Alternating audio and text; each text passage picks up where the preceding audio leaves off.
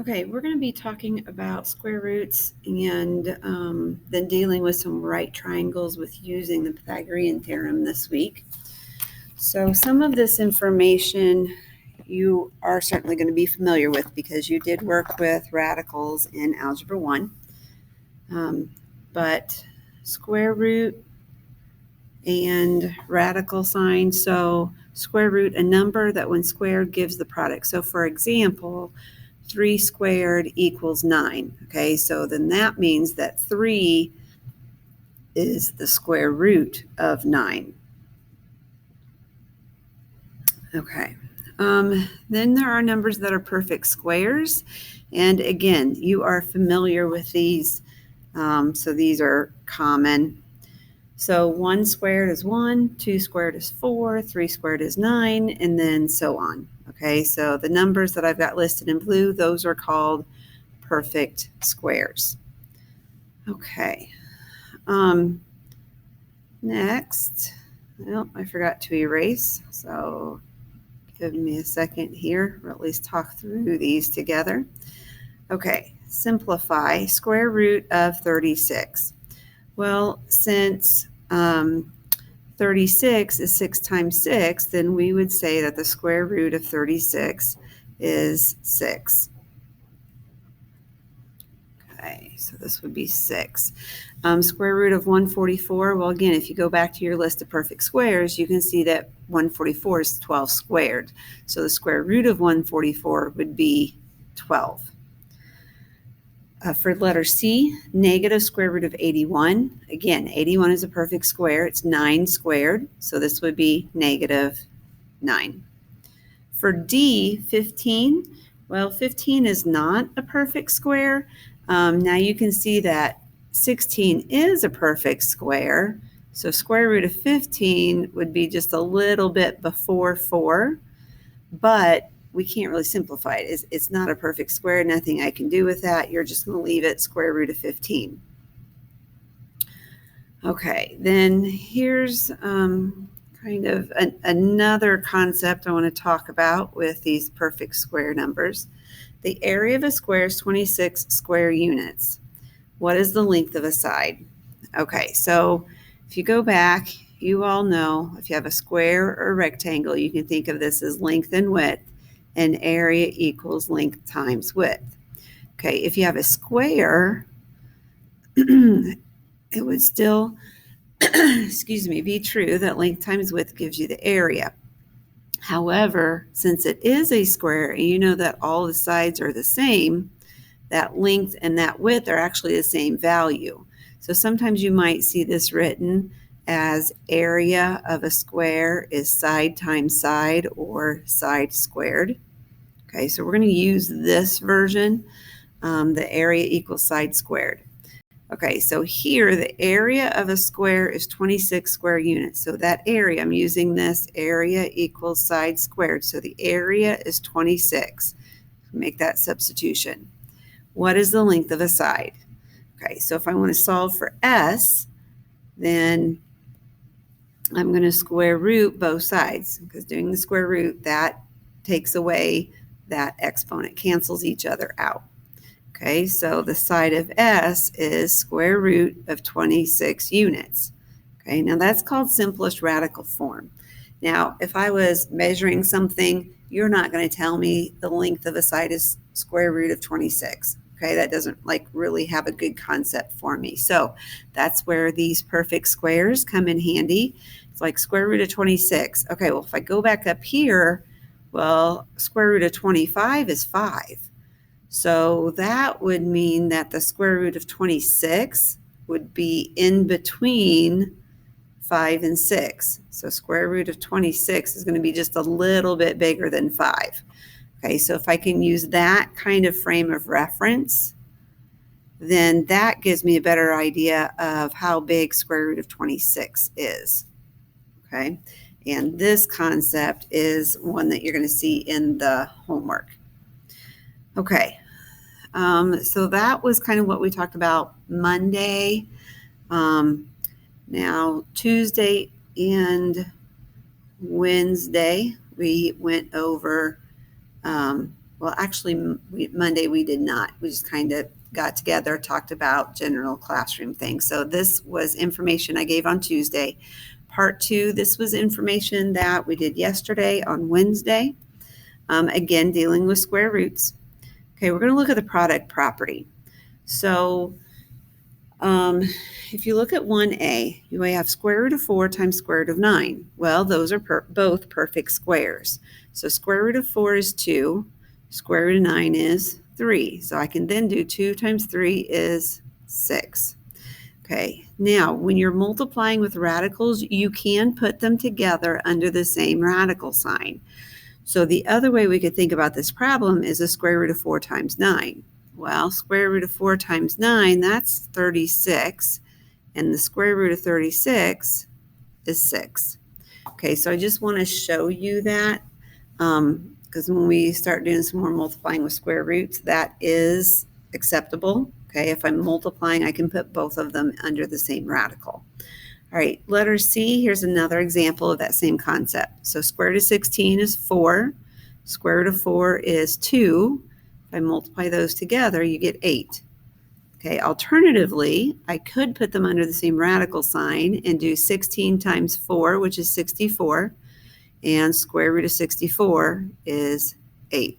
Okay, now I did pick perfect squares for this example so you could see how those match up.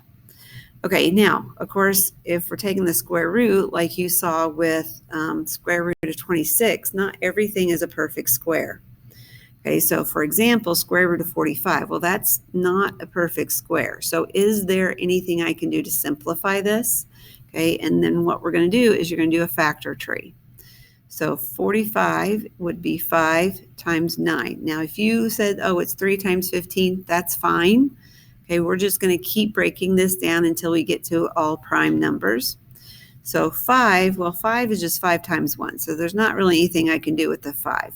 I am going to bring it down, though. And then 9 would be 3 times 3. Okay, now I know a lot of people with factor trees are like, well, if that 5 won't do anything, then why are you bothering bringing it down?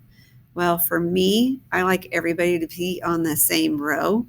Because if I left that 5 behind and I've got lots of other things going on in my factor tree, I might forget that that 5 was there, and then I might lose him at the end.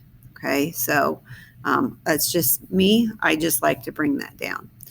All right, so if we're looking to simplify this square root, what you're looking for is you need a pair that matches, or like a 2 of a kind. So right here, we have this pair of 3s.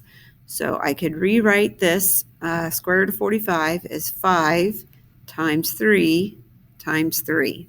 Okay, so if I have a pair of 3s, I can then take those 3s out, and I have a pair of 3s, so we do a 3. And then the square root of 5 doesn't have a partner. Okay, so he is going to stay under the radical, and the simplified version of square root of 45 is 3 root 5. Okay, B, square root of 15. Well, we saw this a minute ago. Said, well, it's not a perfect square. I can't do anything with it. And that is correct.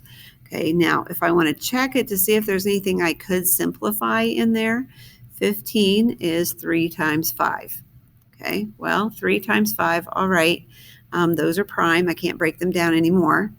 But you can see we don't have any pairs. So there's not a group of items that we can pull out. So this one, square root of 15, stays as is. There's nothing I can do to simplify that. Okay, C, square root of 121. Well, hopefully that's a number that's familiar. If you go back to our list of perfect squares that we had, 11 squared gives you 121. So square root of 121 is 11. All right, D, square root of 12. Okay, again, it's not a perfect square, but let's do a factor tree. 12 is 3 times 4, and then my 4 is 2 times 2. And then I'm going to bring down that 3. Okay, so square root of 12 is 3 times 2 times 2. Again, I have a pair of 2's, so that pair of 2's can come out front. The 3 is left over. It does not have a partner, so it's going to stay under the radical. All right, E, square root of 40. Again, not a perfect square, but 40 is 4 times 10. 4 is 2 and 2. 10 is 2 and 5. So again, I've got a pair of 2's here. Now I have a third 2 on this one, okay, but I need 2 of them to make a pair. So I have one pair of 2's that can come out front, but this other 2 is going to stay, and the 5 is going to stay because they don't have a partner with anybody. So square root of 10. Okay, F, 4 root 2. All right, well, the 4, so there's already a pair of 4's that were pulled out front. 2 is prime. There's nothing I can do. 2 is 1 times 2. All right, so there's nothing I can do there. That is simplified, and you are done. Okay, now G, I'm going to move G. I kind of took up too much space there. Okay, I'm just going to move G over here. So 5 square root of 8. Okay, so again, there was a pair of 5's that were already taken out, so they're out front.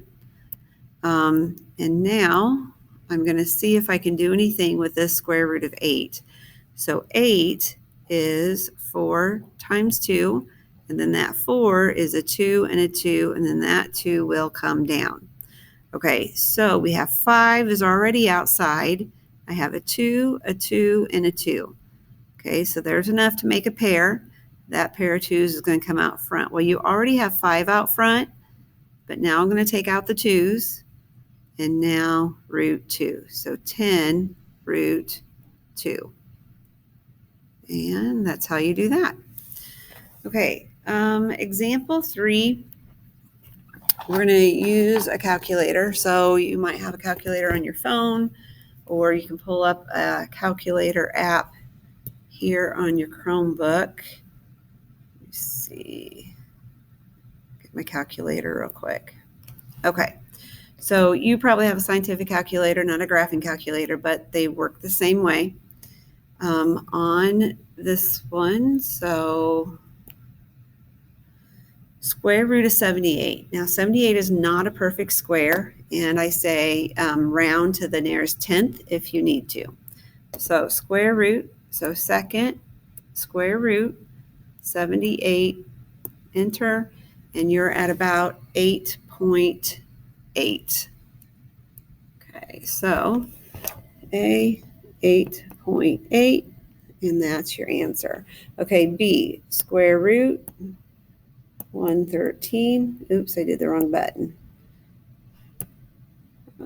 Square root 113, about 10.6. And C, square root of 64 squared. Okay, well, 64 squared means 64 times 64.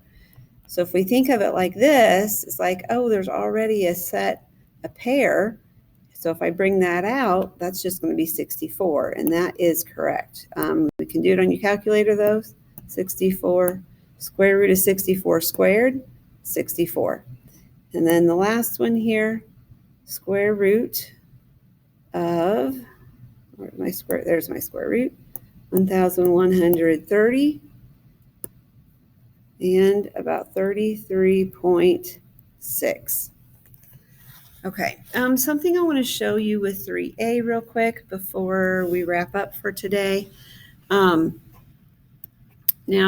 back here when we looked at that square and said, okay, well, the square root of 26 is between 5 and 6.